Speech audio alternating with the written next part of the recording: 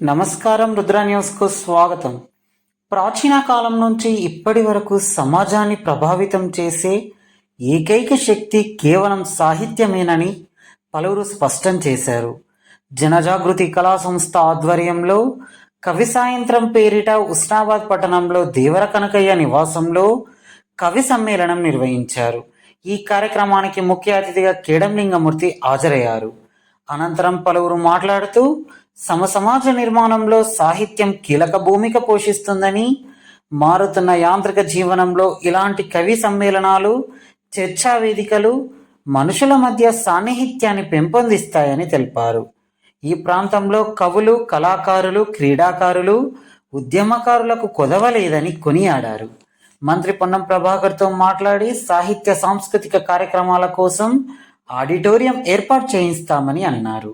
అలాగే ప్రాచీన కాలం నుండి ఎన్నో రకాల సాహిత్య ప్రక్రియలు వచ్చినప్పటికీ దళిత సాహిత్యం ఎంతో సామాజిక ప్రయోజనాన్ని అందించిందని, నేటి తరం సాహిత్యం పట్ల అవగాహన పెంపొందించుకోవాలని సూచించారు. మానవ జీవన వికాసానికి చదువే ముఖ్యమని అన్నారు. అంతరించిపోతున్న మానవ సంబంధాలను ఇలాంటి సాహితీ వేదికలు పునరుద్ధరిస్తాయని, కవి సమ్మేళనం నిర్వహించడం అభినందనీయమని అన్నారు. పలువురు కవులు కవితా గానం చేశారు. ఈ కార్యక్రమంలో జనజాగృతి కళా సంస్థ అధ్యక్షులు ముఖ్యర సంపత్ కుమార్, మాజీ AGP Chittari Ravinder, market committee chairman Lingala Sayanna, Neelam Sampath Yadav, మెతుకు కొమ్మరయ్య, కల్లెం లక్ష్మణ్, సుంకరి లక్ష్మారెడ్డి, నమిలికొండ చంద్రమౌళి, పెద్ది వెంకట్రాజన్, దేవర కనకయ్య దంపతులు తదితరులు పాల్గొన్నారు.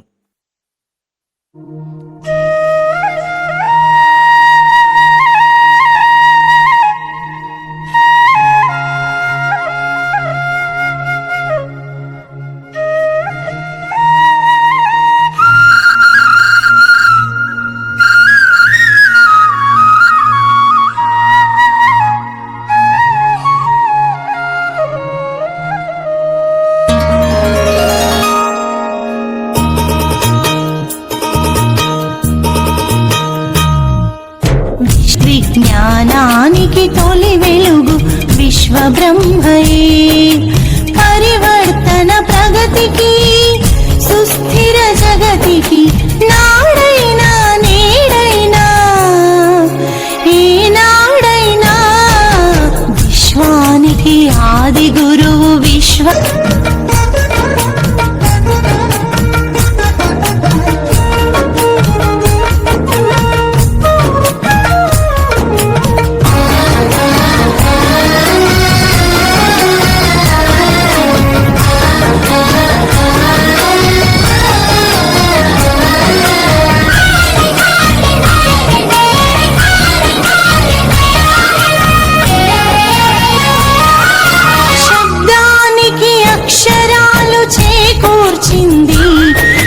శబ్దముతో యోగ నిద్ర మోక్షమన్నది, శబ్దానికి అక్షరాలు చేకూర్చింది, నిశ్శబ్దముతో యోగ నిద్ర మోక్షమన్నది.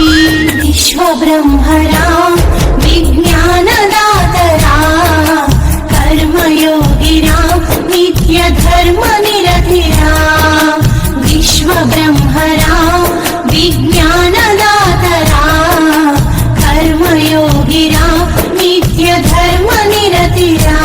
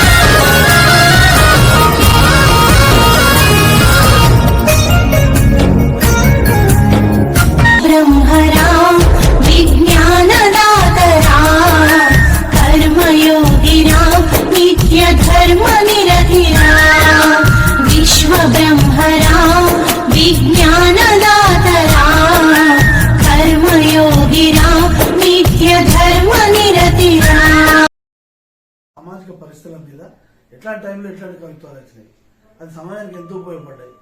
ఒక్కోసారి గద్దర్ అనేది బట్టి కూడా ప్రపంచమే కదిలింది. సేమ్ గద్దరం లాగా ఒక కవి ఉండేనట. ఆయన 1940-41 ఆయన చైనా ఉద్యమంలో పనిచేసినట్టు సాయని చెప్పిండు నాకు. ఆయన పేరు కూడా చెప్పిండు. ఇప్పుడు ఆయన గుర్తు లేకపోవచ్చు, నాకు గుర్తు లేకపోవచ్చు. అంటే మేము కూడా చాలాసార్లు ఆయన నాకు బాగా సీనియర్, ఆయన డిగ్రీ చదివేటప్పుడు నేను ఇంటర్వ్యూ చదువుతుంటే అంటే ఆయన పాటలు పాడి అక్కడ లాంగ్ మార్క్ చేసిండు మావోస. అంటే మన ఏదైతే రాజశేఖర రెడ్డి సార్ బాగా నడిచిండో అట్లాంటిదట. అంటే అది కూడా జస్ట్ మనకన్నా ఒక సంవత్సరం ముందేకనే వచ్చింది స్వాతంత్రం. 1917లో రష్యాకి వచ్చింది. అంటే ప్రపంచంలో ఉండేటువంటి ఈ కమ్యూనిస్ట్ ఉద్యమాలు, లేకపోతే అక్కడ ఉండే స్వతంత్ర ఉద్యమాలు, ఏదైతే కార్ల్ మార్క్స్ ప్రపంచ కార్మికుల ఏకం కండి అనే ఒక మాటనే ప్రపంచాన్ని మొత్తం కదిలించింది. ఏదైతే దాస్ క్యాపిటల్, కమ్యూనిస్ట్ మేనిఫెస్టో, ఇట్లాంటి అన్ని విన్నాము. కొన్ని మధ్య కూడా అవన్నిటికి కొంచెం దూరం కూడా అయిపోయాను అభిమానులుగా ఉన్నటువంటి. తను చెప్పిండు శారీరక పరిస్థితులు అనుకుందాం, వాయిస్ అనుకుందాం, లేకపోతే ఉన్న పరిస్థితులు అనుకుందాం, ఇట్లాంటి అన్ని ఇవన్నీ కూడా మన సమాజానికి తెలవాల్సిన అవసరం ఉంది. అవన్నిటి మీద మనం వచ్చే అంశాలను ఏదేది వచ్చే మంత్ ఏం చేయాలి, నెక్స్ట్ మంత్ ఏం చేద్దాం, ఒక 4-5 నెలల ముందే ఒక ప్రణాళిక ఈ అంశం మీద, ఈ టాపిక్ మీద ఒక ప్రధానమైన ఉపన్యాసం ఉంటుంది. తర్వాత అందరం మాట్లాడదాం. అంటే ఒక లవకుశ సినిమా అన్నాడు తీసినప్పుడు అది పెద్ద సినిమా. ఇవాళ లవకుశ సినిమా కాదు, మామూలు మొన్న ఏదో ఈయన వచ్చిండు కదా ప్రభాస్ ఒక సినిమా తీసాడు బాహుబలి.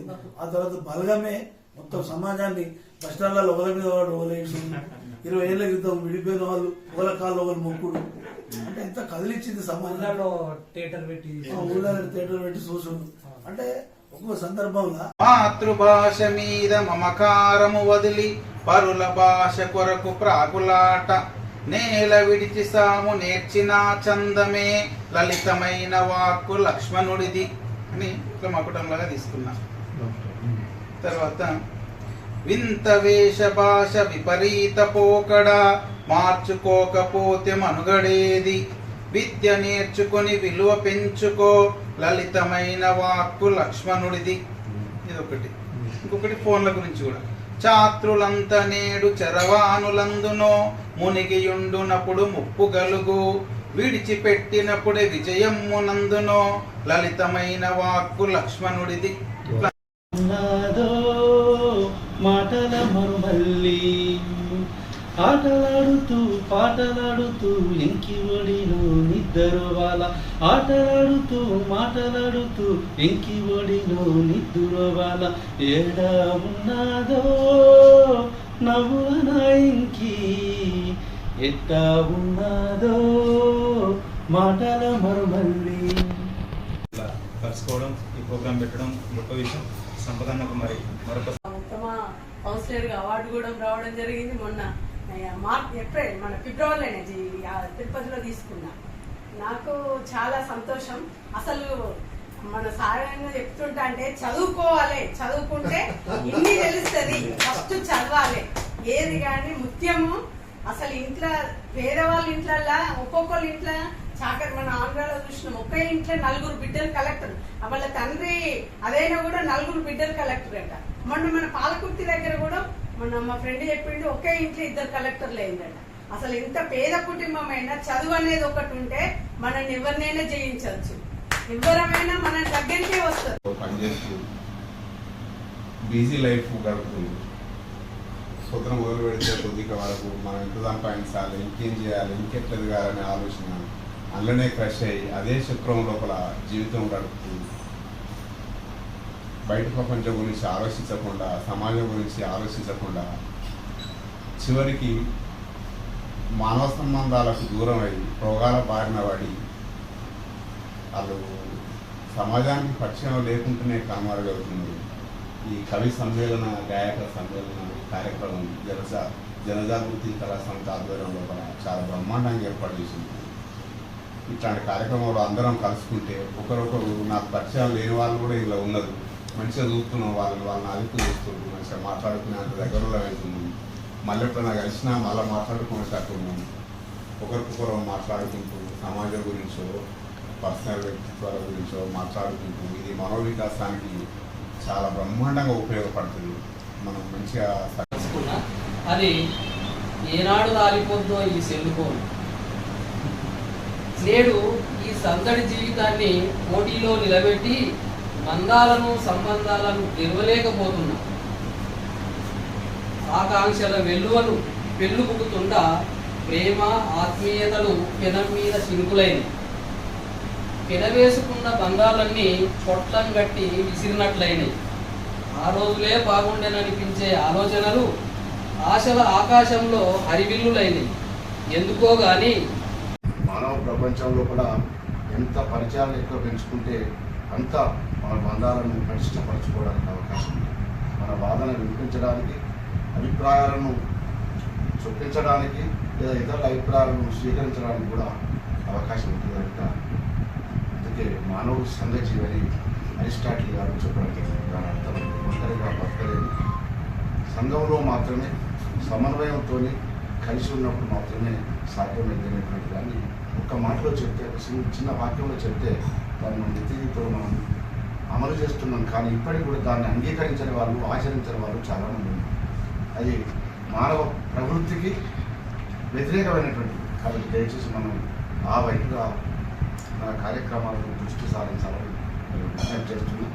అంటే మిత్రుడు సంపత్ కుమార్ గారు, అదేవిధంగా ఈ కార్యక్రమంలో ఉన్నటువంటి మాతో పాటుగా పాల్పంచుకున్నటువంటి మిత్రులందరూ, లక్ష్మణ్ గారు, చంద్రబాబు గారు, లక్ష్మారెడ్డి గారు, వెంకటరాజన్ గారు, మా సోదరుడు సాయంత్రం గారు, ఆతిథ్యం ఇస్తున్నటువంటి మాకు టీలు, బిస్కెట్లు, నీళ్లు అన్ని అందిస్తున్నటువంటి కనకయ్య గారు, అదేవిధంగా సంపత్ మన సంతోష్ గారు, సతీష్ గారు, పోతే మా ప్రియమైన బావమర్ది కొమరయ్య గారు, సంపత్ కుమార్ యాదవ్ గారు, అదేవిధంగా పెద్దలు, ఉపాధ్యాయులు, రిటైర్డ్ అయిన ఉపాధ్యాయులు, వ్యాసకర్త మా మల్లేశం గారు, మా మిత్రుడు, సోదరుడు, మాజీ సర్పంచ్ లింగమూర్తి గారు, అదేవిధంగా హుస్నాబాద్ మున్సిపల్ కోఆర్డినేటర్ ఉన్నటువంటి చిత్తారి పద్మ గారు, నేను కొంతమంది ఆర్టికల్ మిత్రులకు లక్ష్మణ వాళ్ళ తెలుసుకోలేదు కానీ నేను చిత్తారంగా రాలేదు.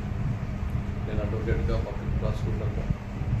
కాంగ్రెస్ పార్టీలో మొదటి నుంచి ఇక్కడ ఉండి 2002లో జెడ్పీటీసీ కూడా ఇక్కడ నేను కంటెస్ట్ చేశాను. అప్పుడు పెద్ద తెలంగాణ ఉద్యమం నడుస్తున్న సందర్భంలో నేను మొట్టమొదటి ఎన్నికల తెలంగాణ ఉద్యమం బాగా ఉవ్వెత్తున నడుస్తున్నాడు సందర్భంలో నాకు మిత్రులు వీళ్ళందరూ నన్ను ప్రపోజ్ చేసినారు. అప్పుడు తెలంగాణ పార్టీ నుంచి పోటీ చేయమని చెప్పి మిత్రులందరూ ఉన్నా కూడా అప్పుడు భూమవెంకన్న గారు ఎమ్మెల్యే ఉండి వారి కోరిక మేరకు ఈ పార్టీ నుంచి వదిలి వెళ్ళలేక ఒక్కసారి మా పిల్ల ఎవరు నచ్చినప్పుడు పాత సినిమా పాటలు పెట్టండి, ఇమ్మీడియట్ కట్టగట్టి మొత్తం రిమోట్ తీసుకుని పెడతాను. ఇప్పుడు మన పిల్ల ఆ సినిమాలు చూసినా కూడా ఉత్సాహవంతులు, సినిమాలు అసలు వెనకటి పాటల మ్యూజిక్ రాగానే పక్క పెట్టేటువంటి పరిస్థితి ఉన్నది. మనం ఎక్కడి నుంచి వచ్చినాం, మొత్తము ఒక వ్యవస్థనే చూసినాం మన కళ్ళతో. ఎక్కడి దాకా చూసినాం, యాత్రలు చూసినాం, మోటార్లు చూసినాం, ఎన్ని రకాల మన వ్యవసాయ పనిముట్లను చూసినాం. చూసి మన జీవితం ఎడ్జిపు ఇది ఇప్పుడు ఉన్నటువంటి నవదానికి శకానికి పురాతనానికి ఉన్నటువంటి మన ఒక అంచుగా ఒక మనం ఒడ్డు లెక్క ఉన్నాం. మనం పాతదంతా మనం అదృష్టవంతులు. ఎందుకంటే గతమంతా చూసినాం, మన తల్లిదండ్రులు, తాతలు, ముత్తాతలు ఇవన్నీ ఏం చేసినామని చూసినాం, ఇప్పుడు చూస్తూ ఉన్నాం. ఇంకా భవిష్యత్తు కూడా మన కళ్ళ కనబడతా ఉన్నది. ఎటువంటి పరిస్థితి ఇవన్నీ చూసి అది చేస్తాను. ఈ కవి సాయంత్రం మాకు